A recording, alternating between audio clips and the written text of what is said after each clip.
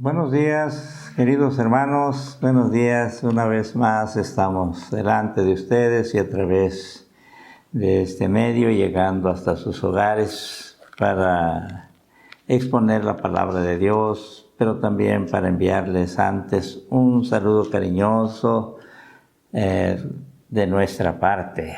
Juntamente con mi esposa nos unimos para decirles que la paz de Dios sea con cada uno de ustedes. Vamos a inclinar nuestros rostros y orar. Padre Celestial, te damos muchas gracias porque después de este tiempo de adoración que te hemos ofrecido, nos presentamos delante de ti, oh Dios, para escuchar tu voluntad, tu palabra, tu revelación, lo que tú has revelado a través de tu Hijo nuestro Señor Jesucristo. Concédenos, Padre eterno, que a través de tu palabra vayamos nosotros ampliando nuestra comprensión de todo lo que tú has querido para nosotros. Dirígenos, Señor, que tu Santo y Divino Espíritu nos asista y podamos vernos llenos de tu santa palabra, Señor. Y esta palabra tuya anime nuestras vidas. Y esta palabra tuya genera una esperanza gloriosa. Sé pues con nosotros, con tu iglesia y con los que escuchan, aún no siendo de tu iglesia. Tu bendición a través de tu palabra llegue a cada uno de los que con corazones deseosos de conocer tu revelación bendita estén ahora escuchando. En el nombre de Cristo Jesús rogamos esta bendición. Amén. Estamos ahora en la continuidad del mensaje que se expuso el domingo pasado en relación al buen ladrón. Ya no necesitamos hacer algunas referencias, simplemente decirles que esa petición que hace el buen ladrón, acuérdate de mí cuando vengas en tu reino, es una petición que, como hemos dejado claro, incluye una promesa gloriosa después como respuesta a esta petición. La petición está pidiendo algo que tiene que ver con el reino de Dios. Pero la respuesta es la que incluye esa promesa gloriosa. Cuando el buen ladrón le dice a Jesús de Nazaret, que está siendo crucificado con ellos, acuérdate de mí cuando vengas en tu reino, él debió recibir consolación, ya que el buen ladrón fue el primero en cosechar el fruto de su oración intercesora que dirigió a su Padre Celestial. Padre, perdónales porque no saben lo que hacen. Y el primero que recibe ese perdón es el buen ladrón. Ya desde la cruz del Calvario, ya en el momento de su crucifixión, en los últimos momentos de Jesús de Nazaret en esta tierra, ya va a gozarse, va a consolarse al ver que el buen ladrón encuentra el perdón de Dios. Sí. El buen ladrón pide menos de lo que va a recibir. El Señor, por lo que les decía hace unos momentos, en cuanto a la promesa gloriosa, el Señor concede siempre más de lo que se le pide, de acuerdo a lo que encontramos en cuanto a la salvación para el ser humano, las bendiciones que derrama, las promesas que concede. Al momento de que el buen ladrón le dice, acuérdate de mí cuando vengas en tu reino, de una manera así inmediata, diríamos, el Señor le responde, y le responde, hoy estarás conmigo en el paraíso. Además de lo que ya se ha dicho acerca de la promesa, estarás conmigo, en esta exposición de manera especial hemos de considerar el complemento, es decir, el lugar donde se hará realidad esa promesa de estar con Él. Y este lugar es el paraíso. El término paraíso procede de Persia y designa en primer lugar una parte de la naturaleza domesticada, decimos. La naturaleza que ha sido cultivada, cuidada.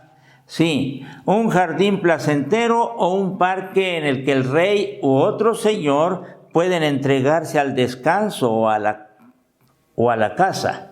Esto para los persas, que son los que tienen el uso de este término, significaba algo muy especial, sí, un jardín placentero. Este concepto de paraíso entonces es el que se retoma aquí en el Evangelio, en las palabras del Señor Jesús, pero la comprensión de lo que es el paraíso se trae juntamente con esta expresión y se trae de los persas. El vocablo y la realidad que representa son recogidos por los judíos de ese entonces para definir el reino de Dios con el concepto paraíso. Vamos con calma, hermanos. Este concepto paraíso lo retoman los israelitas de ese entonces, aún antes, pero especialmente en el tiempo del Señor Jesús, lo comprenden muy bien así, por eso el Señor Jesús lo usa.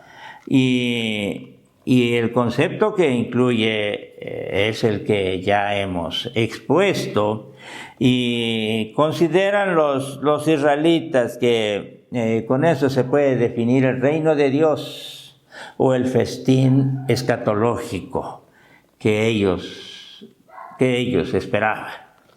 Puede también designar este término, este concepto de paraíso, la morada feliz. Y esta es otra aplicación que va acercándonos a lo que el Señor Jesús está pronunciando en los últimos momentos de la vida para Él y para los ladrones o para el buen ladrón.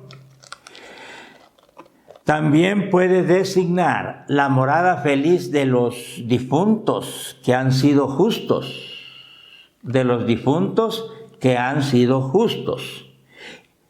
y que esperan la resurrección final. Hay un lugar, hay algo en lo que se entiende como paraíso, donde han de estar los que mueren conforme a la voluntad de Dios, los justos en el Antiguo Testamento, los cristianos en el Nuevo Testamento. Lucas, como ya hizo a propósito del pobre Lázaro, acuérdense ustedes de esta parábola. Aconteció que murió el mendigo y fue llevado por los ángeles al seno de Abraham, dice en el capítulo 16 de San Lucas, versículo 22. Sitúa a las personas justas entre su defunción, su muerte y la resurrección. Entre la muerte y la resurrección sitúan a estas personas justas en un ámbito de felicidad.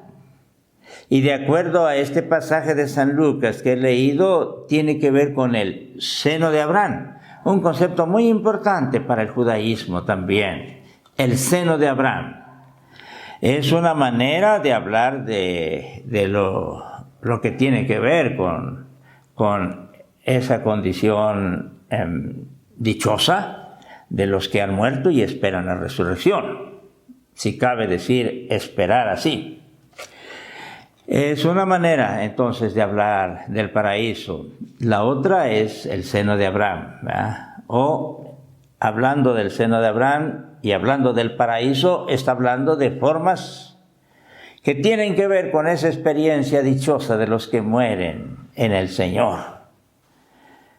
Esperarán la resurrección, pero en tanto sucede eso, bueno, estarán gozando en el paraíso o en el seno de Abraham. Lucas utiliza imágenes como la del paraíso, pero no le confiere una identidad cronológica o topográfica, es decir, una identidad que tiene que ver con el tiempo y también con el espacio, es decir, con las dos magnitudes en las que ustedes y yo nos movemos o vivimos, tiempo y espacio. No está San Lucas, y en las palabras del Señor Jesús decimos, confiriéndosele una definición de tiempo y espacio, este concepto, o estas figuras que usa San Lucas. No está diciendo cuándo y dónde, no lo especifica. La imagen del paraíso ha de considerarse como un poder que hace posible, esto sí, y atención aquí, paraíso se considera como un poder que hace posible, viendo al pasado, el recuerdo de algo maravilloso, paraíso. Es cierto que este término nos incluye en el Génesis, en los primeros capítulos, donde se refiere al Edén.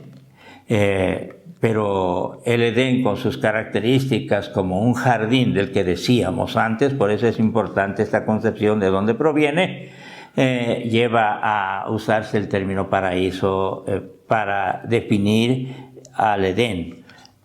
Bueno, entonces este concepto de paraíso, quien lo escucha mentalmente regresará a esa condición en la que nuestros primeros padres estuvieron, en un gozo pleno, maravilloso, ¿sí? Pero no solo eso, también, y aquí es muy importante, y se puede decir esto después de lo que se escucha en labios del Señor Jesús para con el buen ladrón. La imagen del paraíso ha de considerarse entonces como un poder que hace posible, viendo el pasado, el recuerdo maravilloso del Edén. Y viendo al futuro, la revelación de una realidad feliz y gloriosa para el creyente. Y ayúdenme, hermanos. El término paraíso nos lleva a ver atrás al Edén, a ese jardín, a eso tan maravilloso que Dios creó, arregló para el hombre, para Adán y Eva. Eso es viendo atrás. Pero viendo adelante, paraíso es aquel ámbito dichoso entre la muerte y la resurrección. ¿Vamos bien? Estas figuras verbales no son tanto representaciones, más bien son promesas y compromisos. Promesa de Dios. Se compromete Dios que eso pasará, que Él va a conceder eso. Estas promesas y compromisos que aseguran a los creyentes que estarán en la compañía de Dios en el paraíso, más allá de la muerte. La promesa era tanto más fuerte cuanto que la puerta del paraíso había sido cerrada detrás de Adán. Acuérdense ustedes esto que se lee en el libro de Génesis. Solo Cristo. Vamos. Y aquí vamos comprendiendo con esta promesa del paraíso, vamos comprendiendo cosas muy hermosas que en la historia de la Iglesia los hombres de Dios lo han expresado, nada más que no estoy refiriéndolos aquí porque serían referir varios nombres y por cuestión ética quiero decirles que ellos lo han referido, no son palabras mías, hermanos. Lamento no estar diciendo los nombres en cada caso. Solo Cristo fue capaz de apartar al centinela vigilante provisto de su espada de fuego. Centinela que aguardaba el acceso del paraíso. Y solo Cristo tuvo la autoridad para apartar aquel vigilante provisto de una espada de fuego. Él guardaba el paraíso porque así lo indicó Dios. A partir de ahí, este centinela guardó ese lugar tan dichoso. Pero ahora Cristo, con la autoridad, entonces aparta a ese centinela cuando le dice al ladrón: estarás conmigo en el paraíso. El buen bandido viene a ser el primero en recobrar el paraíso. El primero. No se había dicho esto antes, hermanas.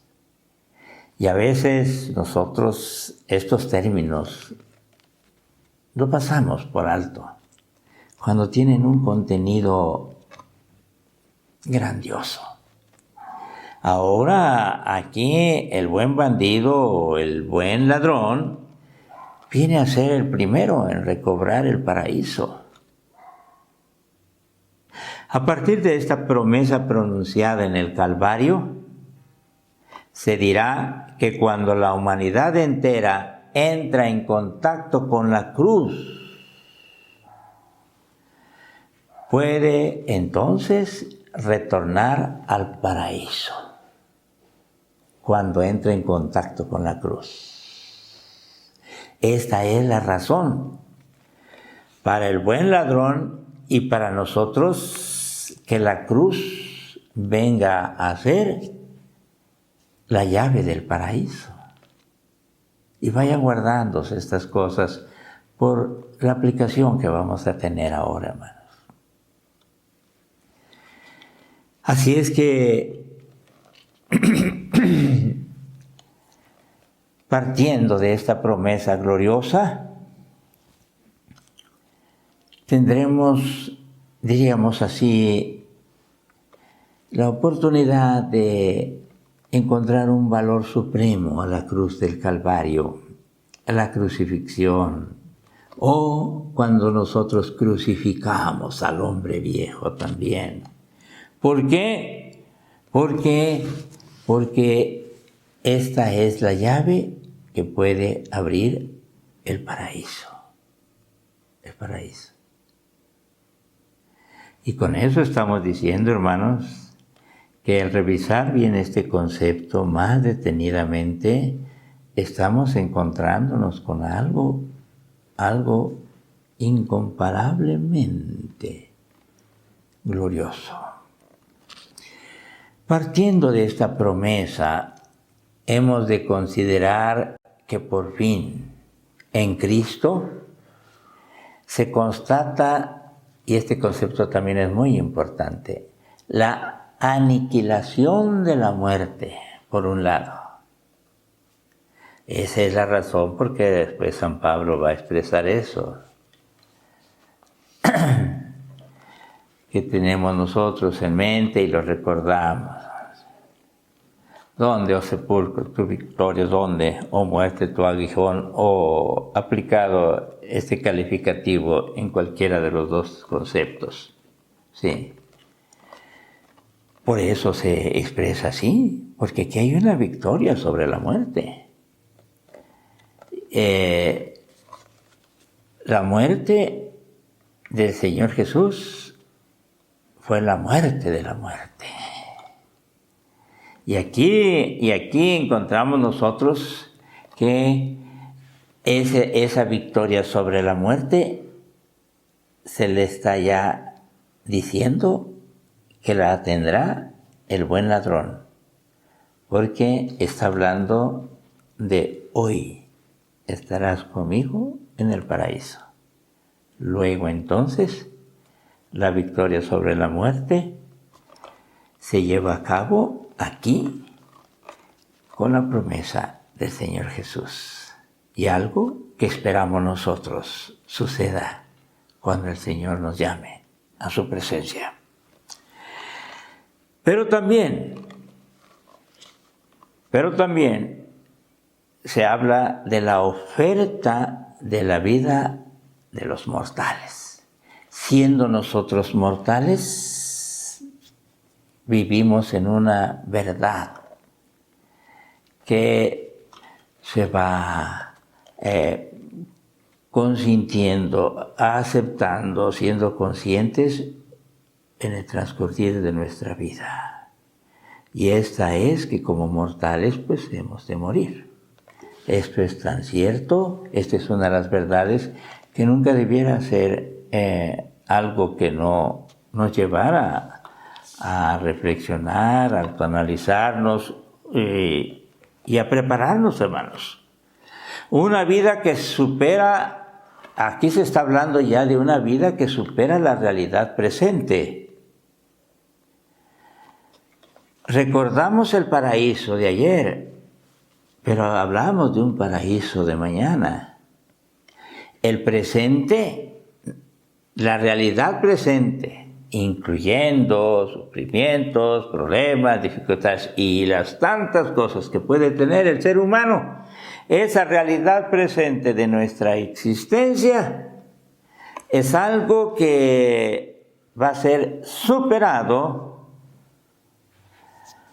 por aquellos que como justos o cristianos puedan recibir la promesa de estarás conmigo en el paraíso. De cierto te digo, estarás conmigo en el paraíso. Bien, hermanos, aquí podríamos detenernos un momento y si quisiera hacerlo, hermanos. Ya espero que haya quedado claro estos conceptos, si no, se les envía el artículo para que lo revisen ustedes.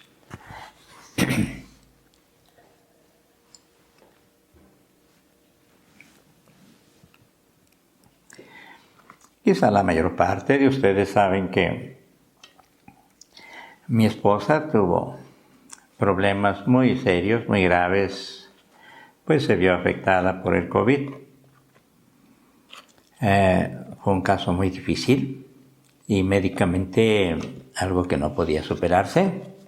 Los estudios dijeron al especialista que le trató de una manera muy cariñosa y preocupada, que era un caso que no iba a pasar. Pero Dios, como él mismo lo expresó ya en la última consulta, pero Dios, y en su forma de expresarlo, Diosito permitió. Sus pulmones se colapsaron, su situación no era como para salir bien de esto. Y salió usted bien, doña Araceli, le dice. Bueno, esto les refiero brevemente, hermanos, porque la iglesia estuvo orando, muchos estuvieron orando y bendigo a Dios por eso. Ahora, Dios contestó, pero en esos días, hermanos, de crisis, pues yo me encontraba solo y tenía que guardar esa distancia, aunque no quise dejarla a ella, y en las situaciones en las que estaba, pues tenía que ayudarla también, estar con ella, sabiendo que podía también contagiarme o afectarme. Bueno, pues a ella le ordenaron que tuviera un reposo absoluto, así. No podía moverse. Y ahí tenía que estar, hermanos. Pero eran momentos, después ya me separaba y me quedaba solo. Y en una de esos días que me quedé solo ahí arriba, en la recámara de arriba, quedé mirando y vino algo que se convirtió en una pregunta, una reflexión para mí, y preguntándole a Dios de manera retórica, diríamos, Señor, oh Padre Celestial, tú nunca has querido el sufrimiento para el ser humano, para tus hijos, nunca. Nunca, ¿verdad, Señor? Y eso me llevó a pensar, a meditar y terminé respondiéndome a mí mismo, ciertamente nunca, Señor, como si Dios favoreciéndome en esto. O como si Dios me estuviera diciendo, nunca he querido que el ser humano sufra o sufriera o siga sufriendo. Eso no estaba en mis planes, dice Dios. Tan no lo estaba que desde que formé al ser humano, y permítame expresárselo así, porque ese fue mi movimiento que tuve en la reflexión, tan no lo quise, que cuando Adán y Eva fueron creados, los puse en un huerto maravilloso, en el paraíso, de acuerdo al concepto que se maneja aquí. Este término paraíso aparece en Isaías también, aparece en Corintios con San Pablo, el tercer cielo, para él es el paraíso, aparece en Apocalipsis, el mensaje de la iglesia, el paraíso. Bueno, no es un concepto raro en la Biblia, hermanos, que a veces no hemos reflexionado, pero esto me ayudó. Y como diciéndome Dios, no lo he querido. Por eso hice lo más hermoso para el hombre, para que el hombre fuera verdaderamente feliz desde que lo creé, para que él gozara, se solazara, y para que yo descendiera en la tradición, en las tardes si pudiera convivir con él. Algo que tristemente el hombre rechazó, que Adán y Eva rechazaron, y por su pecado fueron expulsados del paraíso. Tal vez viene en la mente, ya saben ustedes, ¿no? Pero nosotros, ¿qué tenemos que...? Bueno, nosotros también en Adán fuimos expulsados del paraíso. No, pero es que si nosotros hubiéramos estado ahí, hubiéramos hecho lo mismo y tal vez antes de... Bueno. Y a partir de ahí, entonces el paraíso quedó cerrado, no hubo acceso ya, porque no era posible, por el pecado, por lo que el hombre y porque, diríamos groseramente, se desprecia ese ámbito glorioso, lo mejor de lo mejor. Dios, entonces, no quedó conforme con eso. Y las lágrimas divinas que se derraman en el sufrimiento humano son lágrimas que nos testifican de ese corazón que nunca ha querido el sufrimiento para nosotros. Pero Dios mismo no hizo otra cosa más, sino que la historia transcurriera. Pero eso sí, ya le dice desde el capítulo 3:15, ya Dios entonces va conformando una promesa que tendrá que ver básicamente con, cuando se dé ese cumplimiento, que el hombre nuevamente podrá estar en el paraíso. Porque lo que Dios siempre ha querido es eso. Y entonces Dios no queda conforme. Claro que a Dios mismo le cuesta, si a nosotros nos lleva el sufrimiento en la historia de la humanidad, a Dios también le cuesta. Todo en la historia de la salvación. Y el entregar a su Hijo Jesucristo y permitir que Él fuera crucificado allá en el Calvario. Y permitiendo esto, Dios estaba también concediéndole al hombre que encontrara lo que había perdido. Recuerdo que ese día terminé diciéndole, Señor, con razón, en los últimos momentos, las últimas palabras de tu Hijo amado, dejó una promesa que allá se aplicó al buen ladrón y a partir de ahí se aplica a todos los seguidores de tu Hijo, a todos tus hijos. Y esta es la de estar contigo en el paraíso. Y en estos dos extremos del inicio de la historia de la humanidad y al final de la historia de la humanidad, existe una realidad, el Edén, el huerto, el paraíso, y mañana el paraíso también.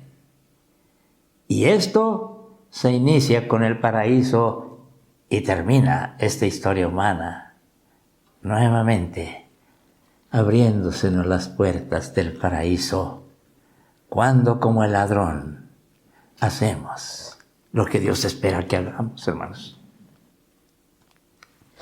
Y esto me llevó entonces a decir en medio de mi pesar, de mi sufrimiento, como ustedes han de comprender, a decirle gracias, Señor. Gracias, Señor. Gracias porque tú nunca quedaste conforme. Si nuestros primeros padres hicieron lo que tenían, lo que hicieron, y con ello fueron expulsados de lo que con tanto amor tú les diste, les arreglaste. Tu amor no dejó de ser. Es cierto, tuvo que pasar toda una historia para que allá en el Calvario nuevamente se volviera a hablar del paraíso. Y creo que ahí, en esas palabras de tu Hijo amado, en esa promesa de tu Hijo amado, de cierto te digo que estarás conmigo en el paraíso, hoy estarás conmigo en el paraíso, en esa promesa. Dios se goza en el cielo. Nuevamente, hoy debiéramos hablar del paraíso como aquello que esperamos. No estoy diciéndoles que no hablemos del cielo, aunque cabe aclarar algunas cosas con relación al cielo. Y de acuerdo a la expresión de San Pablo del tercer cielo y en la concepción de Efesios, hemos de decir que el cielo del que se puede hablar, el primer cielo es el que está más inmediato a nosotros. El segundo cielo puede referirse a esos lugares celestiales de Efesios, pero en esos lugares celestiales están también las potestades, los gobernadores de las tinieblas, lo pueblan, lo llenan. Pero el tercer cielo del que nos dice San Pablo, habla del paraíso como él mismo lo refiere, el apóstol. Ese paraíso. Y qué hermoso es poder hablar, diría yo, un poco más de paraíso. No que no digamos cielo, pero hemos de especificarlo como lo hace. Un cielo que va más allá de los cielos que tenemos más cerca de nosotros. Cuando el Señor Jesús muere después de esta promesa, resucita y en su ascensión traspasa esos lugares celestiales donde están estas potestades y con ello se habla de la victoria, porque Efesios nos los permite así, a tal grado que nos puede trasladar para estar sentados allá con Él, de manera espiritual. Pero vamos, sin querer abundar tanto en esto, quiero decirles, si me lo permiten, hermanos, qué bueno sería que viéramos a Dios en estos dos extremos. El Edén y el paraíso. Y que la salvación de Dios tiene que ver con el que ustedes y yo participemos de aquel ambiente de dicha, de felicidad suprema. Entonces, la realidad de nuestra vida terrena se verá con otros ojos. Y aunque duela tanto, puede levantarse nuestro rostro para decir: Señor, gracias, gracias, porque hay algo más que hiciste. Esta no es toda la realidad. Es más, la realidad suprema, maravillosa, gloriosa, es el paraíso. Y terminaba en esa ocasión, recuerdo, hermanos, diciendo: gracias, Señor. Y empecé a escribir. Gracias, Señor, gracias. Gracias por esta promesa que tu Hijo amado ha hecho. La abrazo, Señor. Quiero participar de ello. Quiero tener la dicha de que me concedas estar contigo en el paraíso. Y entonces el sufrimiento que pasaba mi esposa y como consecuencia también en mi caso, mis hijos y otros más, toma otro sentido, hermanos. Y esta es la finalidad del mensaje. Que podamos abrir nuestros ojos y veamos un Dios lleno de amor. Que si ahora hay una realidad de sufrimiento, será pasajero. El paraíso será eterno. Eterno, hermanos. Padre Celestial, muchas gracias, porque no nos has dejado abandonados en este mundo, aunque culpables hemos sido. Y como dijera el salmista: he aquí en maldad he sido formado y en pecado me concibió mi madre. Sí, Señor, pero esta realidad presente un día se verá completamente transformada. Esta amenaza de la muerte, en la muerte de tu Hijo se nos anuncia la victoria. Padre Celestial, tu amor es incomparable. Permítenos abrir nuestros ojos para ver ayer el Edén, el huerto, y esperar mañana el paraíso. Ayúdanos, Señor, y que nada ni nadie nos detenga, y que los sufrimientos del tiempo presente no sean comparables a la gloria venidera que nosotros ha de manifestarse.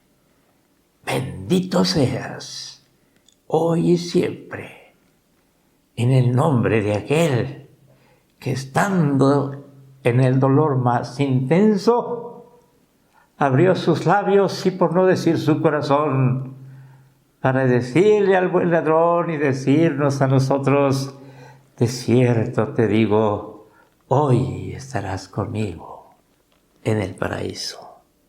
Amén.